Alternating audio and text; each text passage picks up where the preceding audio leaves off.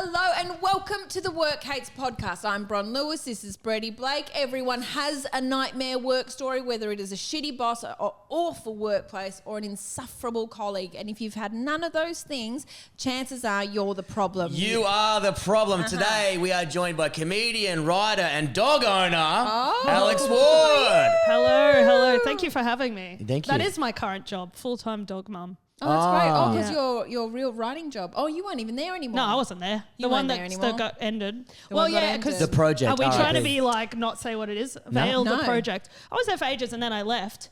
And then it obviously got cancelled and I was like, well. Yeah. Who saw the writing on the wall? Alex Ward. And then everyone was like, we all got payouts. And I was like, God damn it. If I'd stayed 3 more months, I would have got a payout. So I was boasting. And then I was you were like, there for ages. actually supposed to be like being a dummy. Damn, because you were there for ages. Yeah, I was casual, but apparently they even honoured that. Yeah. So whatever. Everyone, yeah. Yeah, ages, I think like 4.5 years, but also on and off. Yes. Yeah, they'd let me gallivant and come back, so that was good. Oh, that's good. Well, they have to. What are they going to say? No, you're here. Like, you have to be here 3 days a week. You're like, well, I quit then. Yeah. What do you mean? I'm not fucking doing that. And there's some people who work there who were happy to work heaps and heaps and heaps. Yeah, it was great. I also did quit, but I didn't like even know who to quit to. So I think that was when I was like, maybe this company's out of sorts. We just walked off. You didn't actually officially quit. You could still get your payout. They wouldn't even know. Who do I even talk to? Yeah, that's true. They were asking for my roster availability months after I'd left. I was like, who do I talk to? I just went into the mirror in the bathroom. I was like, I quit. You say it 3 times. Hail Mary. A lot like Candyman. It's over. Yeah. Well, Dan Connell, who was on the pod a couple of weeks ago, he said that he quit there. He worked there and he quit. And like a year and a half later, someone contacted him and said, hey, mate, can you cover my shift tomorrow? And he was like, I don't work there anymore. They're like, you're kidding me. It's like, no, I haven't worked there for a year and a half. What is going on there? Just Nothing. Take the job. Take the pay. Turn up. I would rock up and like, guys, I was actually there 8 times last week. I didn't get paid once. This is fucking bullshit. Yeah, that's really good. Just email, where's my check? Yes. Someone said I was here for a year. Yeah, dude. I should have said, guys, I actually didn't get my redundancy. They're like, you've never been here. I'm like, literally never worked. No, I have. I've been here before. Are you the guy that stole the wheel of cheese from the green room? That was me. Yeah. Did you take a whole wheel of cheese? Yeah. And From where'd where? you put it in your bum bag? No, because it was the first time I was on the project. They got the green room. And that was the first time I've been in the kind of a green. And there was like wine. I fucking drank all that at the end. And then there was a full wheel of, that like apricot cheese, which is a very like Brisbane.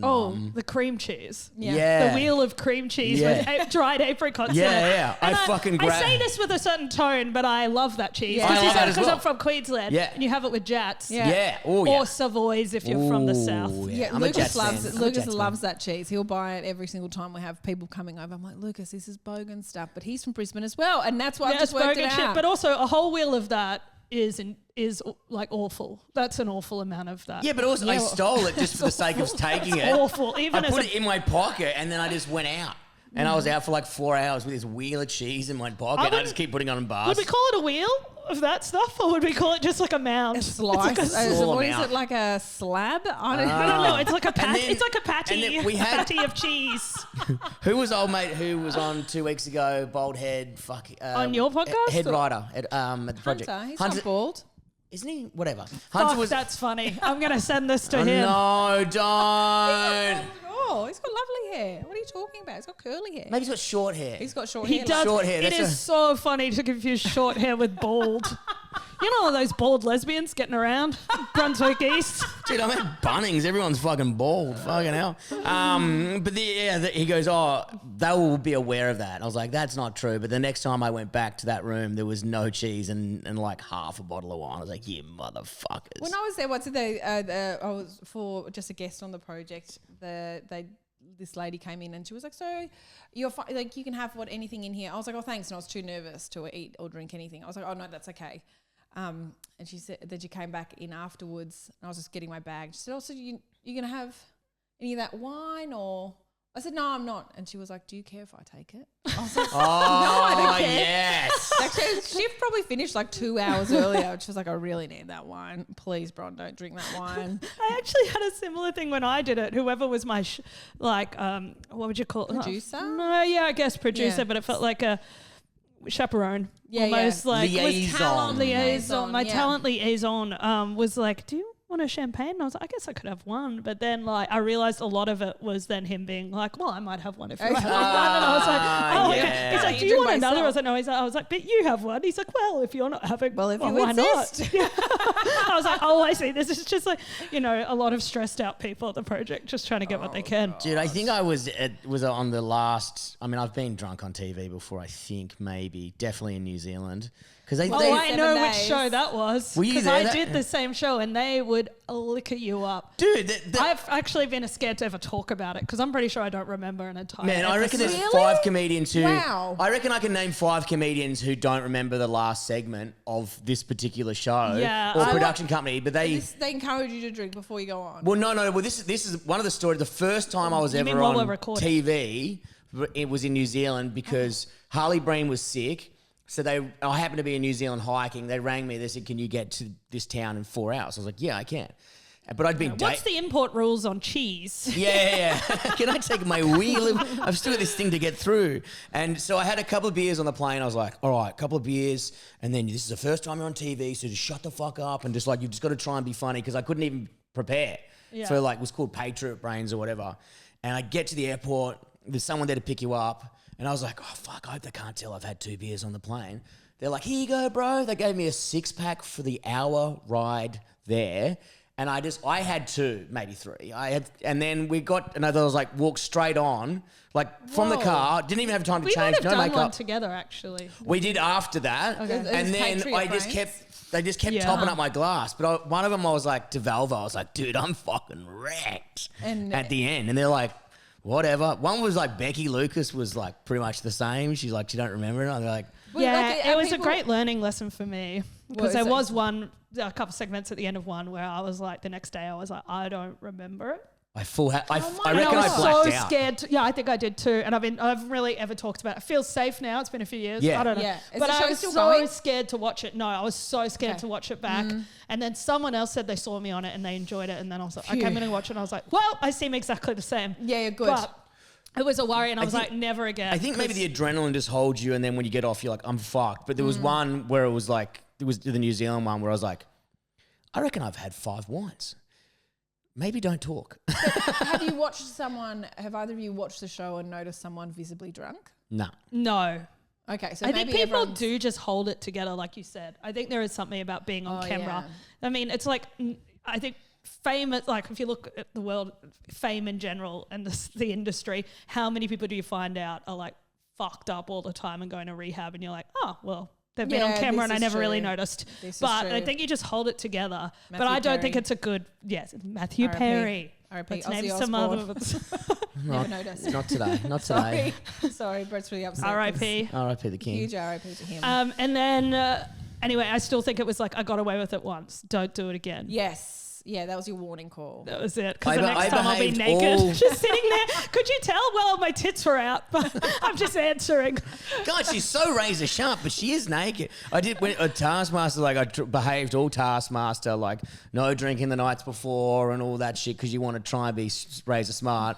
But then everyone was like, yeah, man, the last episode, we're gonna have a couple of wines. And I was like, yeah. And then I was like, oh, well, that's only 2 hours away. Why don't I have just one now? And then I like on that last day I had a couple here, a couple there. I was like, don't do this, dude. You know what I mean? Like you really imagine fucking. I'm like, you're like just behave, then be a fuckhead. Just wait 10 minutes. You know? Yeah, and really embarrass yourself after they finish recording, so they can't. They're not like, oh, we shouldn't have booked him. It's too late. Also, everyone else is an adult. Like Rove had a little glass. God, whatever. I'd love to see Rove mounted. Oh, but then everyone's got that beautiful ability where they can stop, and I'm like, oh no. Oh, we don't have that. I don't have that, dude. I'm in 3rd gear, brother. If you like apricot cream cheese, you can't stop. There's actually a crossover there. The Venn diagram. That's why we like it. We've had 7 wines when we're eating it. It's the closest thing to a vegetable our body's had in years. Can I get some of that apricot cheese? So, Alex, what is the worst job you've ever had? I thought about this on the way here, and I am quite blessed I haven't had any that are like, this is the one. I think like this is the boring answer, was at a noodle box and I did 2 shifts and it was like working at a sweatshop in Yeah, in it would another. be awful. Do you Well, it remember was. when Noodle Box was like the thing? You're like, wow, I'm so exotic. We're getting Noodle Box it's tonight. delicious. Yeah, It well, was actually really good. This wasn't. They were. I worked there for when I say 2 shifts, I think 2 days. But I was 15. They gave me split shifts, so they wouldn't have to pay me like breaks. But then I was allowed a 10-minute break in the 3.5-hour shift or something. But they would yell at me if I sat down. This is like this Chinese couple that owned it. Oh my! They're not you used to were the- working. They're not used to the white man's working mentality. That's why they're like, we need you 19 hours when you're 7 years old. I know. I'm surprised they weren't just like keep building, like getting out iPhones for me to build in the break. It was fucking hell. But it was like I felt really ashamed because I didn't even get my pay. Like that's how bad. Because I'm not good at quitting. I have quite good work ethic. I will stay somewhere for a long time. I don't even like change very much. So it was like unusual for me to go and take a risk at something. Usually I'll be like, I can make this work. This was the first one I was like, I can't make this work. And then they kept calling me after I just didn't want to. I was like, I just called them and was like, I can't come back. Even at 15, Yeah. and they were like, what? Okay. And then they kept calling me and I would ignore it and ignore it. And eventually one day, my stepdad happened to be like walking past and he's like, oh, my daughter used to work. And like, we've been calling her and all it was my paycheck. Oh, They just wanted to pay me. But so that's like technically that was my worst job because they would just scream at me they were like trying to teach me how to do the veggies, but they also were yelling at me the entire time. So you did 2 days, and you said it was split shift. So you 3.5 hours, and then Yeah. a 10-minute break. And I have to go home for like 2 hours in Oh, between. that's fucking so lame. Anyway, but that's like a boring sort of answer. But I'll tell you about. I've been working since I was 13. Oh, or okay. 12, which is insane. That's too early. That's So illegal. early. My mum got me a job at a cafe in the city on a Saturday when I was 12, and it paid $7 an hour. Oh my goodness! But when Why is your mum doing this to you? Because she's a Holy hell. workaholic, and she was trying to instill some sort of like working ethic. Your kids are flying, your mates are flying kites, they're at the beach, and My you're. eldest is almost 12. I can't imagine her working. Is it for Olive? Is years. Olive's That's 12? Olive. She's so tiny. mature. She's so mature, and she's like, I would trust her with so many things, but I wouldn't trust her to take an order for a coffee. You know, Also, that's how wild. uncomfortable for these people at a cafe having this child come up. Child, And they're yeah. like, hello, what can I get you? It's Oh, like, fuck, I'm going to be eating Play-Doh. Great. Because you're a very youthful person, so I imagine at 12 you would have looked oh, like I was your still baby. in diapers. Yeah. I had to get them to change me halfway through. They zim you up in the pram, in the high Also, boy. I felt like, because I was making coffee and I felt like a kid on like one of those play toys. Oh, yeah. I was like almost IKEA so ones. young, it was like it was play. Like, you know, I was like, When you're taking people's order, you got a crayon out and you're just drawing it. You're drawing a coffee with a sun, eggs. Yeah, I guess I mean- that's. You take that to the chef, like, what the fuck is that? I had this baby. This is fucking hieroglyphics or some shit, is it? $7 an hour. They just like give me some coins at the end. Take it and But run. anyway, all of that was to lead to my second cafe job, which is like you said, have you got any crazy? I had the craziest coworker. So I'm 14 at this point, basically an adult. Yeah, you've been working. You're a long service leave. Yeah. You're nearly retired. I was like a haggard old lady, short hair, like smoking out the back. Menthol. 2 more years and we have the caravan. We have enough money for the caravan to do a trip around Australia. Yeah. Might call it quits next year, love. Like this. And so I was like 14. It's $10 an hour now, by the way. Oh, that's not $10 bad. an hour. That's a big jump. Yeah, that's a cream cheese, at least, maybe two. That's 2 wheels. 2 wheels yeah. of, two That's 2 lumps wheels of of cheese. cream cheese. Now, there was a barista there, this guy. He I cannot tell you because I was too young what age he was. He could have been anywhere between 18 and 40 Yeah. in my one head. Of those ones, now, yeah. this man was like the equivalent. Okay, firstly, you need to know where I lived. Very suburban, Brisbane suburbia, very like, not like conservative at all, but just very like family place. Okay. Now, this I man feel like was that's everywhere in well, Brisbane. everywhere in Brisbane, Yeah. but particularly like wasn't This the area. valley, it wasn't the city. Okay. Anyway, this guy was like, no joke, like he was more exaggerated gay than the only gay in the village from Little Britain, this man. And he was like, he had Diet Coke and Bacardi, my fan way. pretty much that, I love that character. but Australian, But straight.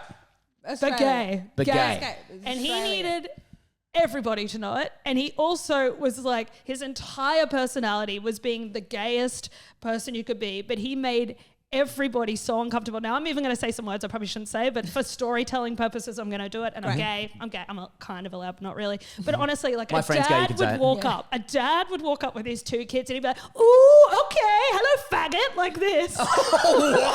Oh, a little faggot like that in a little, like he'd be like, what's this cute little number? And it was literally just like a tired business shirt.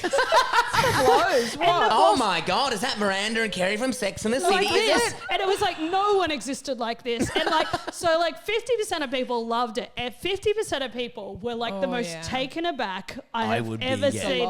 And it was so much. He'd be like, oh, hello, cutie. Oh, will you take that ring off? Take that ring off. And it was like this. Wait, can I just get a latte? I don't want to have gay sex. And there was no limits. You could be a 20-year-old guy or an 80-year-old guy. And he was straight.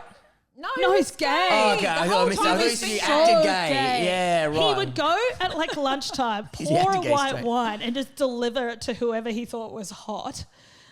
Like this guy. Actually, you know what? I take it back. I don't mind this guy. Free wine, free vino. Like, get me on the project after that. Everyday sexual assault. Every day was like sexual assault. No. And it was the boss every day would have to be, it was like this old man who would have to be like, oh, I think you need to tone it down a bit, Jeremy. And Jeremy's like, actually, fuck off, would Graham. you like a wine? Fuck off, Graham. Just like, and then he'd be like, oh, yeah, all right. Like at this point, I think he was only there because he could bully the boss. Poor Graham. Well, Graham's like, I don't want to be fucking homophobic, but could you stop telling that bloke to take his ring off so you can fuck him in the ass? Like, it's a bit much for a cafe. I kid you not, it was that extreme. Really? And I just remember being like, even like my family who were quite open, at some point I remember my stepdad coming home and just going, it's a bit much, isn't it? It's a bit much. Like he couldn't walk in without being like, take the shirt off. Why don't you take the shirt? What? Also, it's like, I've just woken up. I don't want to take my shirt off in a cafe. I'm like, it was so, you couldn't do it. Was he good looking? Was he handsome? No, not really. So anyway. he really should have been working in a gay bar. Yes. Not a suburban cafe. But He's got like a choker on and shit. He's like, a caricature. I've never met a man like it, but he's a caricature of a gay man. And then I like eventually ended that job at like 15. I was like, whatever, I don't have to see this guy. It was like every time I walk past. She's like, good, we can get some men in here finally. Like, yuck. But then I grow up, whatever. I go to university, first day of university. Oh, what did you do at uni? I started in film and television. Okay, and then cool. I realized part of that was like carrying camera equipment. Well, a lot of what we did was carrying camera equipment to the local garden centre to film gardeners for Channel 31. And I went, this isn't what I thought. I thought I was going to be at Movie World every day. This is it. And then I changed to graphic design or communication design because I've realized in my career, I used to be a barista, a big machine, and then I went to like cameras, smaller, and then I was like too much. So then I went to laptop, and I was like too much. Now I'm just comedy with a mic. Yeah, like nothing. I've just You're trying to simple it down. Yeah, just walk around with nothing. You're going to live under a rock soon. Exactly. Yeah. Anyway, first day of uni, there's the uni cafe there. Oh, I'm walking past and I hear, hello! Jeremy! And I walk in and he's just in there and he's like sassing out some guy, some art student, you know. Oh, boys, I know you're under 18, but all take your shirts off. You're like, brother, you cannot do that here. The best part is that this one, he worked with his husband. So his husband was also just like, oh, stop it the entire time. Oh, so it's like a sitcom. Yeah, it's like but the story continues because a few years later, I start dating someone and I was like, where do you work or something? And they're like at a cafe and then they're like, are we having after work drinks at this bar? And I was like, great, I'll come. And I come and then I get there and he's sitting there, this man again. Oh my God, and I was like, that's where she worked, was at that cafe. Guys, no, Jeremy, get on. It's so this like man, I just watched this man sexually assault people for 10 years straight. Oh my God, I wonder what he's doing now. Probably exactly the same thing, actually. But also, Probably, wasn't his husband like, pull your head in, cunt. Stop it felt touching like they thought it was a double act. It was like Penn and Teller or something. He was like the straight man. So just literally, no, the straight man. And then he'd be like, oh, you know what he's like. Like, and then people would be like they'd put up with him because of the husband being like, I try to stop him. And it was like, you know this what he's like? He's insatiable. Good guy, bad guy. Was it Epstein's wife? Yeah. I tried. There's nothing I could do. I reckon there's a few things you could have done. I gotta say, it's really fun for like 30 seconds, that personality, and then for the rest of the time, you become homophobic. You're like, I hate you.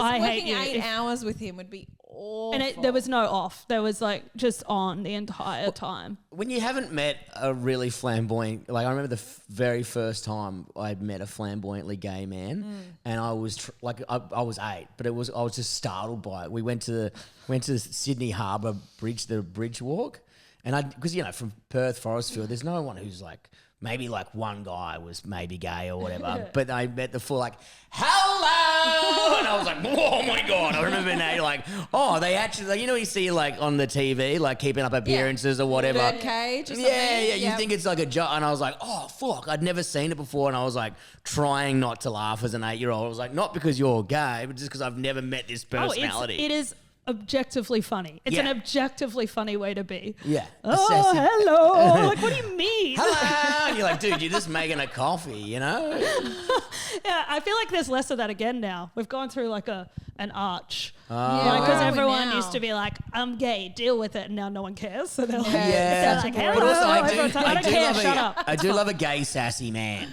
Like, you know what I mean? Like Joel Creasy can turn on the sass as well. When you see him roast someone, you're like, oh, that's a savage burn, but you know? But he's also, like, can just be just like a regular level of a person. Yeah. Just a regular but also he's on level. stage, he's like, projecting. Yes, but if he was like that all the time, I'd be like, I'm not hanging out with you. It is definitely the most acceptable type of annoyance, I think, because if you and I all of a sudden walked in the room and went, hello, everyone would be like, fuck, I love opera.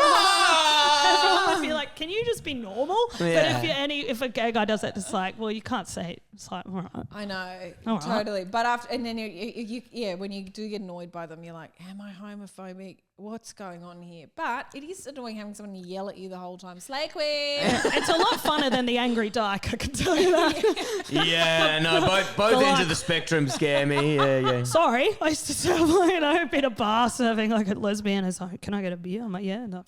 All right. Sorry, I didn't admit it was been an argument. I was just asking for a beer. And you went to the back foot. Fucking hell, all right. Yeah, every bar in Fitzroy. I'm like, I'm sorry for being here. So you quit that job, and then how old were you when you started comedy? I was 24 and I started comedy while I had the weirdest job of my life. I was a drafter for geologists. What does that mean? What does a drafter mean? So, Geologist, that's rocks. Draft. Like, oh, here's a hole, you dig it. well, geologists, the sad thing about geologists, they're dudes that love rocks, but really there's only Getting their rocks off, there's am I only one right? purpose for them now, and that's mining. It's not like they're not like they're finding like this beautiful gems. They know so much about rock formations that the miners, like geophysics basically, will hire them to be like, find out which rocks are the ones so we can dig fuck through. this up. Yeah. So that's their job. And I worked at this cafe, another one, my cafe, progression. Sorry. Cafe whore. No, I had a big slut for it. I'm a little foamy boy. I love frothing it up. I loved a free coffee. So I was working there and I was doing communication design, basically graphic design. So it kind of lended itself to this. And a customer was like, we need a drafter. Do you reckon you could do it? I now realize I was definitely hired for vibes because it was just like a room full of like sort of boring men. And they have definitely like, I remember when I stopped going to Friday pub, it was like pub lunch. It was like, it was hard for them to take. I've realised that I was like an escort for that office, like without sex. Yeah. Because at times there was no work and they were like, oh, we'll just pay you to be there. Like it was, they just liked the vibe. Yeah, you're like the fun. Like everyone's a bit boring. You're like, how- you're just bringing something to it. That lunch would have been like such a punish for you. It was Just a awful. guy I used to talking get about bullied if I didn't eat all my, like, why aren't you eating all your chips like that? I was like, they're like, you can afford to eat chips. You're not fat. It's like, what if I'm just full, you psychos? Like, a lot of guys with no personalities. This one of the only things I remember from like high school: igneous, metamorphic, and sedimentary. Yes. Yeah. Sedimentary. Yes. Sorry, you would have got there. I'm sorry. No. I appreciate it. I appreciate the help. Yeah. I was surprised he got there. So It was really, it was Me pretty too. cool. Me too. So not to bore the listeners too much. What, you after my igneous, metamorphic, and yeah. Sorry, let me liven things up. That's why we have you on a Friday. So these like you'd get like they were basically like scans of like it's called seismic. They'd like send they bomb down into the ground with sound and it like takes a map of the ground, but it's all like paper. And then I would digitize that sort of stuff. I was like digitizing that. I was digitizing like, it's kind of cooked really because I'm not really pro fucking up the world, but I'd be digitizing like all the wells out in the ocean and stuff. It's like, my well, that one God. didn't work. Well, that one didn't work. But this was like, at first kind of fun because I'd never been paid so well. Okay. But then it got so boring that's when I started comedy. Because I was like, I needed something to supplement. I didn't want to quit because of the money. And I'd never had money like that before, which was actually just I used to get paid $7 an hour. So yeah. You've been getting paid $7 since you were I was on 3 years old, dude. 16. I reckon you've got a very hefty superannuation fund. Sorry, they paid me in rocks, but it was still, I could sell the rocks for $8 a pop. So that's when I started doing comedy, because I was just driven to wanting to do something more fun. And I've always wanted to scale this, because your brother's also a comic and a writer, Tom. He doesn't stand up. He quit before I started. Oh, really? Right, that was my question. Yeah. Who did it first, you or Tom? He did it first, and I wanted to do it, but we did everything the same. I don't know if I just copied him my whole life, but I don't want to copy him in that too. So I put it off for quite a few years. And then he'd moved to Melbourne. He was gone from Brisbane for 2 years before I was like, I probably can just do it. He's not even here. He doesn't even know. But it was kind of sick, because when I moved to Melbourne, people would still be asking head veil Tom. on. Yeah. I was on the tram the other day.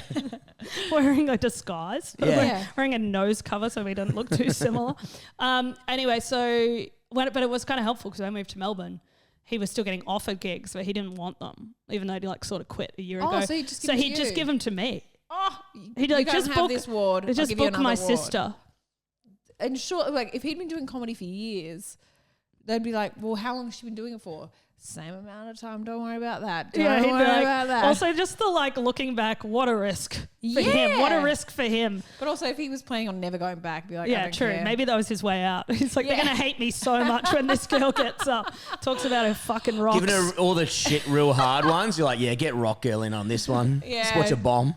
Yeah, she draws the floor. But she's really cheap to pay. Yeah, dude, $7 an hour. She's been working for 20 years. Yeah, $7 an hour. It's a lot like when you start comedy, a beer. Oh, that's nice. She's got a lot of content, but she sounds very homophobic up there. She'll fit right in this Brisbane open mic scene. So was it open mic that you had to do? I did all the open mics. I started at the Boundary Hotel. Remember that one? Performing to 4 people in the front bar. Was that is the Boundary? This is Queensland, isn't it? Yeah, in Brisbane. I only remember the Dog and Parrot.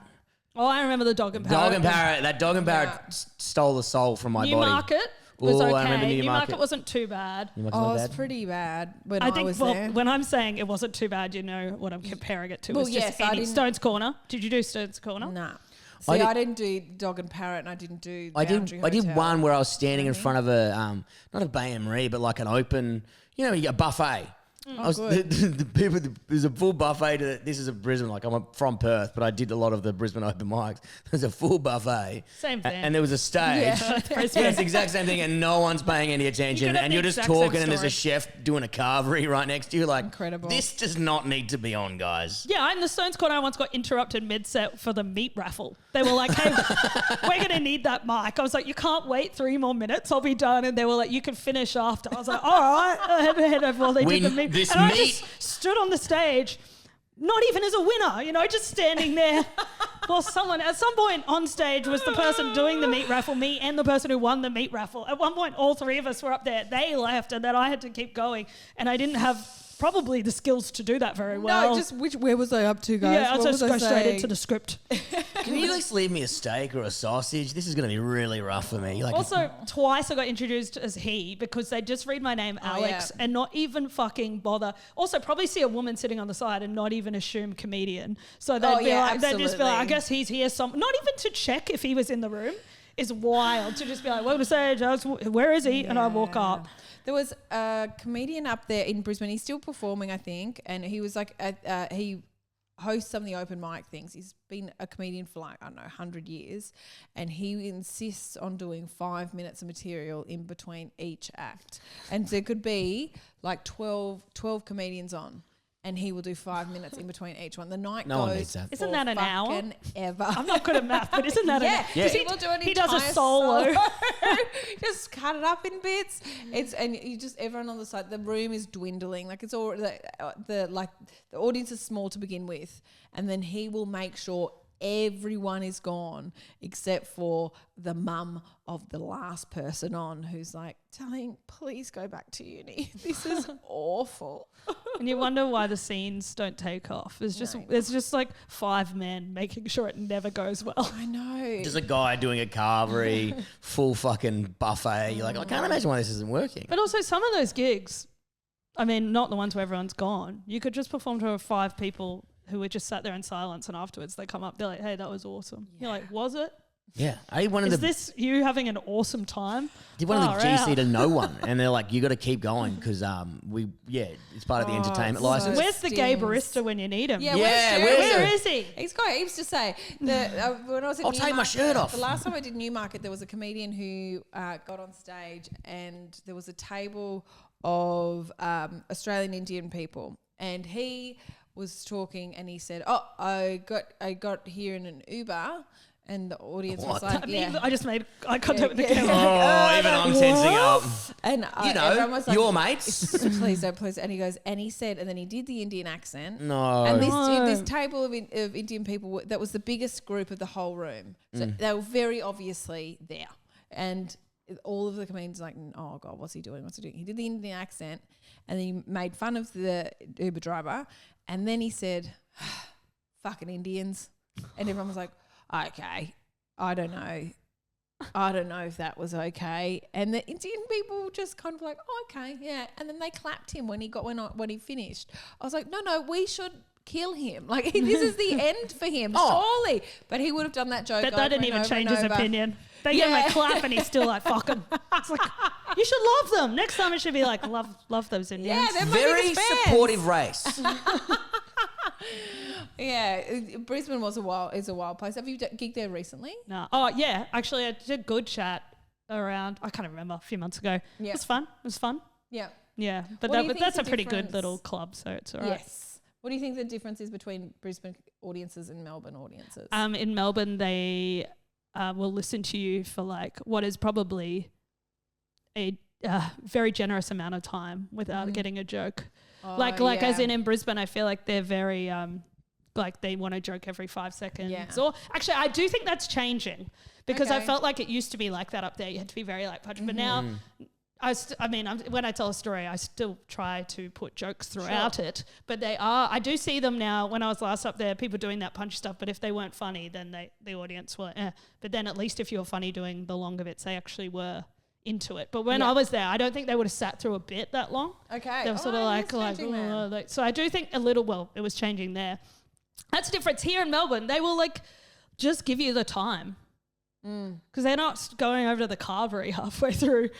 They'll just give you the time, which does mean that you can get very lazy, I think, down here. It's easier to just go without a joke. Like, actually, you're right. I did notice that when I was doing the started comedy in Brisbane, when we had a Melbourne person come up, I would be amazed at how long that in between laughs and how comfortable they were with silence for that long. We're kind of more truth tellers. Over here. We're just telling. It's good and it's bad because you can become less fun. Like it feels like you're less funny, but it's also good in that you can.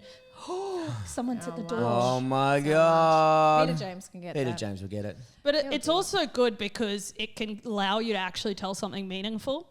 Try and tell a meaningful story in Brisbane. They're like, get to the point. Hurry up. So anyway, my dad was dying. Are you talking about your fucking feelings, are you? Yeah, my dad had cancer. They're like, yeah, and what happened? Man, I did Brisbane on the weekend, and it was that big horseshoe thing. I have never in a show had so many people they were standing up to go out to get drinks and come back in or do a piss, but just walk in and out. I was like, what the fuck are you cunts doing? Yeah. Like, it's 1 hour. It's 1 hour. Yeah. I feel like I luckily didn't have that at Brisbane this year, but the year before, yes, like guys just walking out, come back with vodka Red Bulls. I was like, when are you going to need to piss in like 5 seconds? Dude, and this guy left his fucking beer on the stage, put his feet up, and I just went over. You'd attract them too. I do. I sculled his beer. I'm starting to like filter them out. I kick their feet off the stage. I'm like, get your fucking feet off, cunt. I'll sometimes get really randomly a group that I think, oh, you've come to the wrong show. You've misread this or something. I don't know what you thought this show was going to be. In Gold Coast this year, I had like, I don't know, 12. It wasn't a big room. It was like 100-seater and 12 of them. So 12% of the people were like 20-year-old boys, like real, like cool dudes, love bongs, that kind of vibe. Just like these bong head surfers. And I was like, they've come to the wrong shows. Maybe they were going to go see Ray O'Leary. It was on the same time as me. This is awkward. But they would just kept coming down the stairs and just to go get drinks throughout the show, which was really annoying. And then I was like, what are you guys doing? This guy put his hand, like his thumbs up, and he went, you're doing a good job. And I was like, no, I don't need that. And then I made fun of him when he left. And then when he came back in, like just like slams the door open. Is this in Brisbane or Sydney? The Gold Coast. Oh, okay. This makes a lot of Gold sense. Coast. But he was like, it's 1 hour. Please, 1 hour. In Sydney, I had my cousins came. And there was this room that I was in the wine bar in Enmore. But they have no idea. You do know it's like they need to be sent a little leaflet before on how to be in an audience because they literally do not. Family members are always twice as bad than punters, I think. Yeah. Because like, I know you. That's all right. I'll just go speak at the bar loudly. Yeah, no, that's my son. Can I get 2 beers? You're like, shut the fuck up. Yeah, you'd get that heaps. Your friends. I get a lot of young guys as well. I think because I think the newer generation, they're a little bit less fucked. And they do kind of want to see a woman and they're just like, oh, well, like she doesn't seem too drainy. Like, you know. She's not going to go up there and go, yep. I had this 18-year-old boy message me after the show going, "Six show you murdered my ribs," which will go down as one of the greatest quotes. Murdered my ribs. Good feedback. Put that on your next post. That's on a poster. That's a poster quote. Yeah. Fuck, that's kind of hot. Yeah, we fucked. Yeah, we fucked afterwards.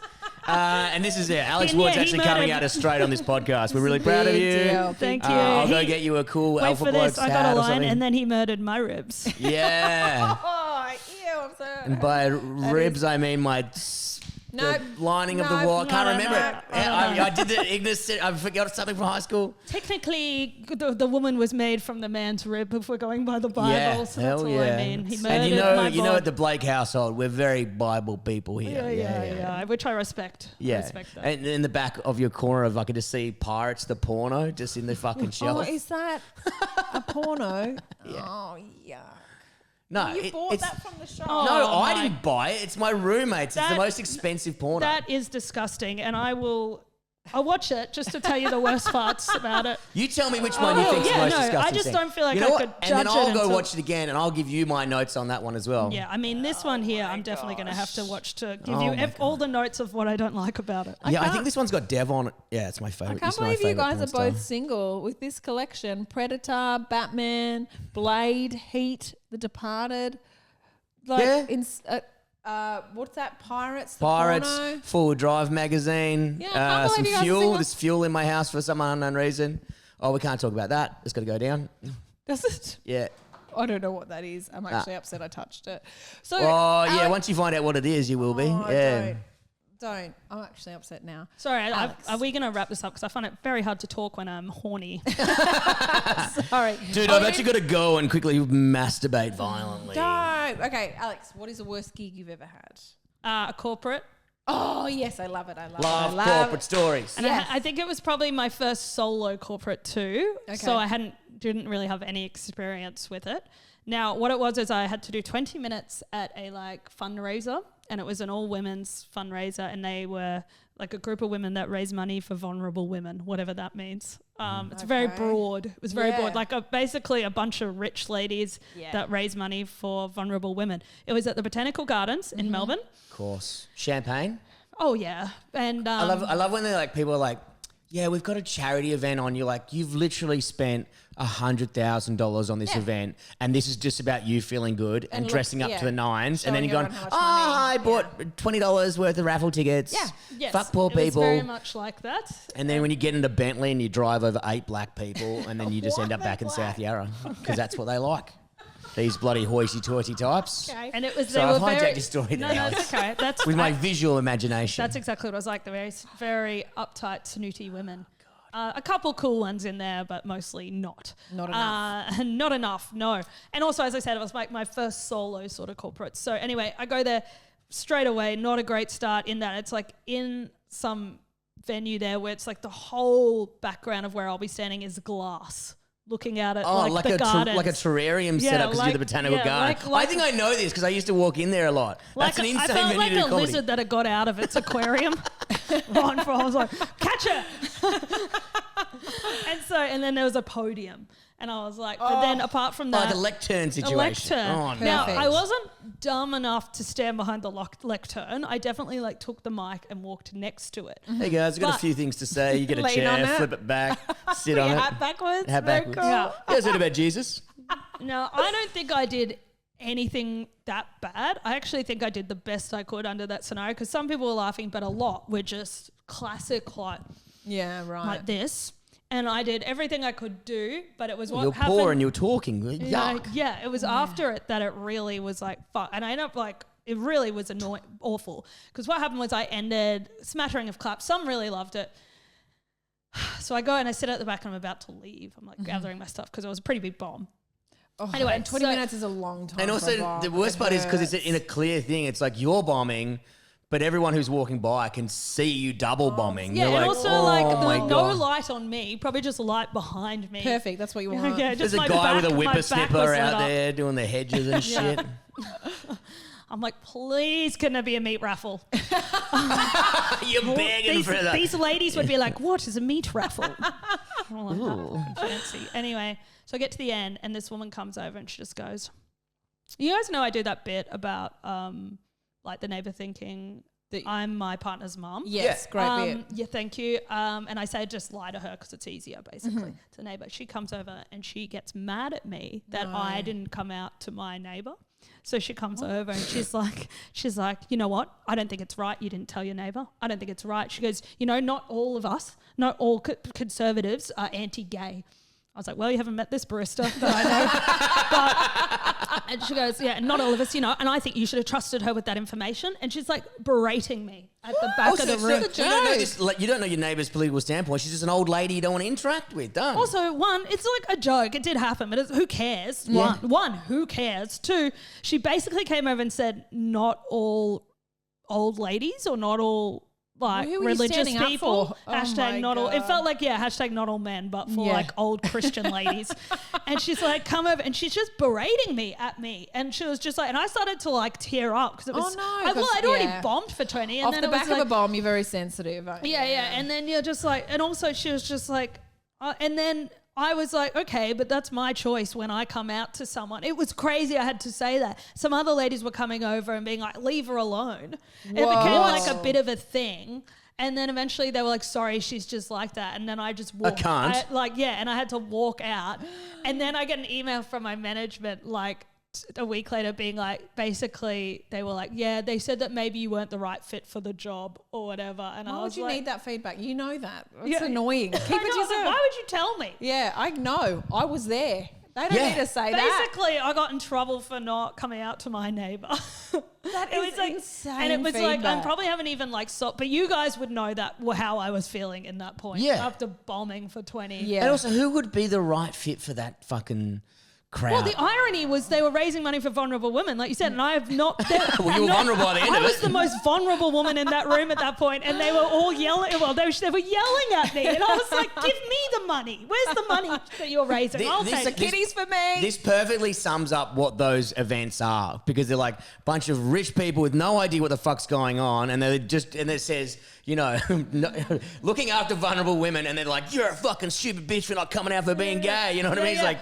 Absolutely. Perfect. They'd never actually met a vulnerable person. Like I was being vulnerable in that moment. They were like, oh, I don't, like they were like, attack. They were like she's wounded. She's wounded, get her. Fact that Get the Bentley out, we'll run her over as well. It's crazy to me she didn't have enough empathy to figure out I hadn't even done well. That's what also was crazy. Yeah. She didn't even know that was a bomb, I don't think. I think she just was like, I disagree. And if she was spending the whole time disagreeing, it's like, you don't have to agree to enjoy this. Yeah. Oh my God. Or you can just not enjoy it and not come up to me, maybe. But at an event like that, I'd be going like, just as a general punter, like even if it was, say we're raising money for whoever, cats. Cats or whatever, and there was a cat up. No, bad example, but someone who's from, has lived experience of that. You'd be going out of your way to be like, oh yeah, because you'd want them to have a good time to make this event better. But they're like, nah. We fucking hate this chick. Like, I don't know. There's this weird, like, they're so not open-minded or something. It's very bizarre for me. I think that this age group of women, my mate Claire, she said that she can't help but hate that age group. She was like, they're just the most difficult people, just like, not all of them, But if you're going to find someone who's going to be difficult and who's going to complain about something, it's going to be that age group. Yes. And she was like, I'm really dreading turning into that, becoming like finding myself in that age group, because she was like, will I become one of them? I did a gig in Sydney. It was for this corporate, and went as well as a corporate could go. It was like brightly lit. It was all really spaced out. Isn't it was it the crazy day. how like even the good ones are bad? Yeah. Oh, If absolutely. I can get a couldn't 5 out out of 10, I'm like, I I'm couldn't the wait king. for it to be over. 145 minutes. I And would had- never agree to that under Oh, and I any was- circumstance. That and is crazy. And it was like I'd be like 20 enormous- tops. Enormous room. I think there was like And I'd be 300 30. people in there. It was all women and one man. And they were all from like mostly from regional New South Wales. Now, I was born in Wagga Wagga, and I have lots of material about Wagga Wagga. Can So I relate got to on 'em. stage. So I said, where are my ladies from Wagga? And there was 3 ladies who were like, yeah. And I was like, oh, good on you. I was born in Wagga. And then I did a couple of my Wagga Wagga jokes, but I was watching them to see if they were laughing, if they were on board. Because after the first one, I was like, they're laughing, we're okay. Because if they were offended, which to me, I was like, how could they be? Like, I'm not talking about them. I'm talking about a town that I was born. Anyway, they were laughing. I was like, fine. So I did a couple more Wagga jokes, and then I moved on. I then get feedback from them saying, Bron. And was this face to face like mine?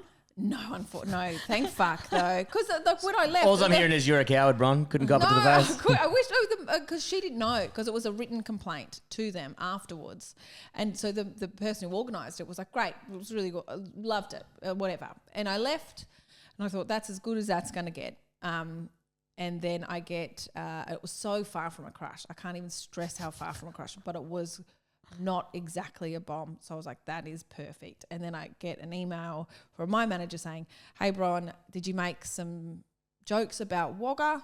Because so there's been some complaints. We all know the most untouchable topics. Wagga? Sexual assault, Wagga Wagga. You can say whatever you want about the Queen dying, Prince Philip. Yeah. You touch Wagga, we are gone. Michael Jackson, go for it. Wagga Wagga. You can come out to Thriller. I You're don't give done. a shit. You're done. But I was like, oh, okay. So I have to have a phone call with this organizer, and I think she's what? got You have to I talk to have them? to talk to her because she wants Why? to book me again. But she has to say this is where I went wrong. So I was speaking to her on the phone. I'd be like, thank fuck off, cunt. heavens, she's like, I am so sorry. But this is just. Is obviously someone who's been cranky for whatever reason, and you've made fun of her town, and she's taken it very personally. I'm really sorry. Just the next time, just make fun of a different state, maybe Queensland. I was like, oh well, again, so easy. Perth, let's go. It's the idiocy though of like, that's mine, do it to someone else's. Yeah, It's like, that's absolutely. someone else's. Like, Yeah. won't they feel that? But they can't even put their like brain in a position. Yeah. You could shit on everyone who's like Everywhere's bad but my place. yeah, like that's And like your place you're a is Wagga? sensitive snowflake. Everyone's too Yeah, soft. And you're like, yeah. cancer's funny. Like, well, my mum died of cancer. I'm like, well, where's your line, cunt? Yeah. Yeah. Super annoying. So that's when you go, okay, cool. So one person in that 300-seater, like I'm definitely not saying everyone loved me, but there was one person who didn't like jokes about a town, which is, honestly, that's a victimless crime. Making fun of Wagga. Are you joking? It's just from what there. the whole, the country's, like everyone in the country does it. It's what we do. It's the same thing. You make fun of Queanbeyan, you make fun of anyone from Perth. And so then, when it came to Wagga, she laughed. I could see her laughing. There was 3 ladies. I saw them all laughing. And then, but I think maybe by the end of it, she went, actually, that hurt my feelings. And then she had to write a review of the whole. It was a 2-day event, and I was the last 45 She wrote a review, did minutes. she? She worked for The Age, by any chance? Her name is Tyson Ray, and she wrote like a feedback, and the whole feedback for the entire 2 days was scathing, and the only negative, and the only written feedback she gave was about me. So I ruined the entire conference for this woman because I made 3 jokes about a town she didn't I feel invent. like she wasn't a good vibe or energy anyway. And so also, this is the age I group know that exactly what she looks like when you're. Yeah. I know exactly who and she it is. was probably the same woman who came and gave you feedback. What Alex. is it? Is it hormonal? Is it maybe? Yeah. empty nest syndrome? What is it? Look, I don't want to point at a specific person or a gender, but that's not my place to do so. It is But I will certainly definitely allow you two ladies to tee off when I'm on behalf of me. I'm reading a book at the moment how But it's women also lose. a certain, like, they've had a certain upbringing as well. Like, it's like, I don't know what it is. I mean, there's a younger age group as well, like a bit, maybe 15 years younger than that are also one of the hardest to make laugh. Yeah. Oh, because they're too cool. No. They're easily offended? I don't know. Like, I don't know what it is. I mean, there's like I think this is changing, but 10 years ago, I definitely think women didn't really want to watch women do comedy. But I think that's changing a little bit now. But I remember even 10 years ago, I worked at the info booth. That's where place I worked, speaking of jobs, for Comedy Festival. There's the info booth. Before I was really doing it properly, I moved to Melbourne and I just worked, like I didn't have a show at Melbourne Comedy Festival. Yep. I think I was doing a split bill. Well, and I worked there. Do comedians bribe you? Oh, yeah, lollies and good. stuff. I was like, anyway, I don't care. Anyway, but women would often come up, sort of late 20s to mid 30s would come up and be like, we want to see a comedian. Not a woman. Not a woman. They'd often say that. Because they just was like... Have you heard yourself? Like they almost said any man, just Could not a woman. not agree more. Continue. And I've always wondered what it is. But one, I guess they might be like, they wanted like maybe someone to be attracted to, Tommy Little or something. But fair enough. If they want to ogle, whatever, that could be it. But also I think there's a competitiveness or something. They're like... You know, and there's like why, well, maybe a competitiveness, but sorry, with the older ladies, I just thought of where I was trying to get to. I did used to get this in Brisbane. There was this disdain almost of like, I was the reason I represent everything they didn't do in their life or something. Like there's this like, why does she You've got get to hope be in your funny? eye. Because if I made jokes at home, I don't get attention for that, or I'm not listened to for these sort of things. I get to just stand up and talk about my problems and my feelings, and she probably has never been given that. I mean, maybe I'm being... Like, no, I think that's a kind I think way also, it's a very kind way of generous. you justifying her shit behaviour. I'm not saying I think they're still being shit, but I'm trying to be like, why are you so mad at me? Yeah, I think it's a really generous way to look at it. I think it's the only way to look at it because otherwise you're just going to want the world to burn to the ground. But my Uber driver this morning, she said to me, "Oh, what are you here for?" I was in Brisbane. I said, I did some comedy. She went, "Oh, okay." And then she listed off the comedians that she likes. And she was wearing an Akubra in the car. Oh my God. And they were all men. And I was like, "Oh, okay. Do you like, is there any women that you like?" She just wouldn't know any, right? Yeah, she said, "Oh, there's one lady called Pamela from New Zealand." Pamela. Anderson. Love a big knockers. They make me I laugh. was like, "Oh, okay." And then for the last 20 minutes of the trip, she just told me jokes that she'd had with her friends. I can't believe you told them you're a comedian. I was too tired to. I got to make something up. Sometimes you can't fight them. Yeah, you just gotta, you're right. I actually did a stand-up bit about that once where I lied and then I got caught out in the lie and just admitted halfway through, and then this Uber driver was like, "Why would you lie?"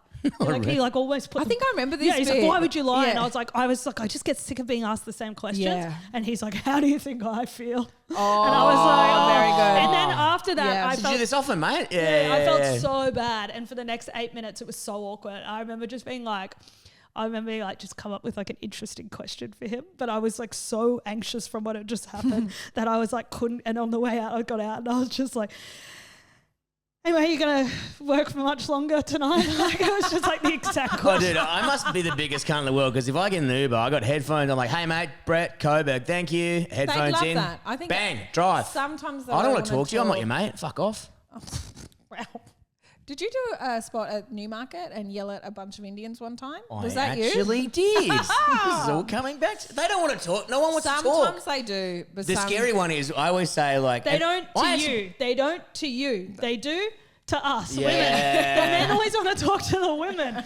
They're always like... The only one I see, if I see a boomer in Brisbane, if you see a boomer coming to pick you up, you're like, "Oh my God." It's just like some 80-year-old Brisbane dad. "Yeah, do this on the weekend, just, mix it." I'm like, shut the fuck up, dude. The mansplaining I get. The mansplaining about everything. Yeah, about how comedy. Yeah, and I think I've admitted to being a comedian too many times in Ubers now that I think about it, because it is always this is who's good, and they list so many comedians that I do not know. I'm like, "Oh, are they good? I don't know. I've never heard of them." "Oh, you never heard of them?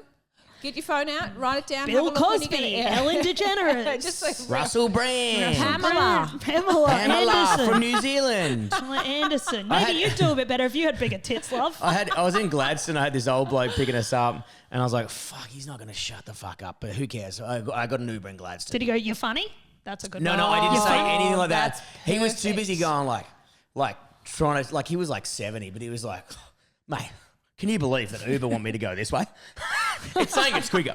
But if you go that way, it should know there's 3 traffic lights, which will actually add time. But if you just turn it right here, he's like, they're fucking idiots, mate. I swear to God. And he's like driving away. I was like, I can deal with this conversation. And then on the radio, it's like, it was on like ABC, and it was like, oh, this person who's a non-binary, he goes, non-binary? Enough of that bullshit. And then like slams the radio. I don't know how he slammed the radio off. He goes, whoa, fucking hell, we're just bloody listening in silence for the rest of that shit. And then just drove there, and I was like, this is too much for 8 a.m. There is something really special about a man who thinks he knows more than Google. Yeah, and more than the ABC News. And Yeah, that definitely. non-binary doesn't exist. I was just like, You should have been like, what's non-binary? And then Yeah, watch get him him to try to explain to explain me, it. why do you know about that? Yeah, I've actually should have. Well, what do you think? I actually think I should have gone, I'm a they. Yeah, by the they, way. them. Yeah. I'm a they, them. Brett Blake, they, them. They, them. Yeah. When I get in the they, them, it was like, actually, I'm going through the traffic lights really fast. I'm going to take one out. I get a lot of that. Alex, I thought you were going to be a bloke. I was like, okay. Oh, that's so annoying. Are you happy? That's Or what- are you Do you know how many sad? times- do you know- What did you that's- want me to be? Man, I got called Moby when I was an Uber driver that many times, and it was only on the Why? 3rd time I got it because I was the only white one. Oh, They're like, I didn't know you're an Uber driver. check it out, it's Moby. I was an Uber driver for about 2 weeks and nearly got into about 3 fights with passengers. Yeah. I got a very short temper. yeah, a lot of they-thems. Hey. No, Yeah. it was drunk dudes getting in your Drunk dudes. drunk dudes getting in your car, and I'm like, hey man, no food. He'd be like, what are you fucking talking about? Like, drop lettuce or there. He's like, I'm not getting out. I was How like, no, about I the reckon you're drunk getting out. people? And then I just dragged him out on Smith Street Did onto you? the street. Yeah, fucking oath. Like, he didn't kick the fuck out of him as well. Because they do, people always take food into them. Oh, I don't know how that. Yeah, but people do I it go, at what an night time. arsehole. And then you come pick me up at my house. I'm like, hey, got like 5 beers. I'm like, got a fucking daiquiri. Oh, well, I'm not going to fucking spill it, even though I've broken 2 bottles of red wine on someone's back seat before. Trying to put your motorcycle in the boot. Yeah. I'll drive it home. I'll be sober by the time. Farting, got my dirt bike on there. I've pissed myself. I just oh am like, my God. that's just represents men to me getting in with the fast food because me and annoying. all my friends, female friends, we do this like fantastic. Everyone, you time it so that it's there when you get home. Deliver Oh, it to the that's house. Yeah. These men that can't multitask. I didn't realise you could actually do that till this year. I thought Burger car. like I've ordered Uber. That's the car one. They can't do the food one as well, but you can actually do both. You at the can same do, time. you Do get both. in, Yeah. you order it when you know in your 10 minutes, you do the timing. It's or even drunken, you can do it. You can do it too. I'm learning. You learning. can do it, Alex. Brett. We believe in you. Thank you. I appreciate this. That's good. Alex, we've got to leave you there. Is there anything else you're plugging, promoting? What's going on? Where can people find you? Where are you going? She's Yeah, good. good stuff like that. I've got a What About Bendigo? I'm doing that on October 3rd. Bendigo Comedy Festival. October 3rd. I am sort of in the works of organising to film the show I did this year, but the date has not been locked in. So just look at my socials. It'll be sometime between September and October. Where can Sorry people to be find- so broad. What do you know? Hell Great. yes. Yeah. Well, thank you very much for joining us, Alex. Woody. Guys, if you're not on the Patreon, make Thank sure you you. do so. Just remember, we have every single episode is out on YouTube, so jump on, give us a subscribe, leave us a 5-star review. Until next time, thank you. Thanks, Wardy. I've been fired from a lot of places. You have. I've been fired from so many places. I went into the class one day, real bullets, like real bullets. Kill me.